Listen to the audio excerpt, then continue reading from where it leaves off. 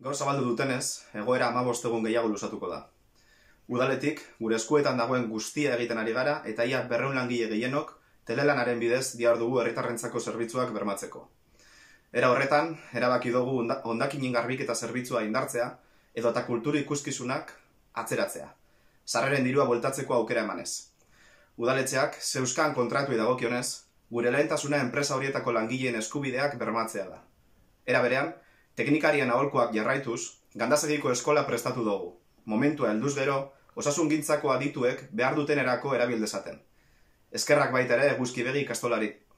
Bere instalazioak udalari eskaintzagatik. Egunotan, gure inguruan kutsatze kasuak ematen direla entzun ahal izango dugu. Baina horren aurrean, segurtasun eta prebentzio neurriak hartzea baino ez zaigu geratzen. Azkenik, eskerrik asko gu zaintzen ari zareten hori. Eta nola ez, merkatari txiki, supermerkatuko langile, garbitzaile, farmaziak, voluntario sarea eta udaletxeko brigada zein udaltzaingoari. Hau guztia zuek barik ezinezkoa litzateke.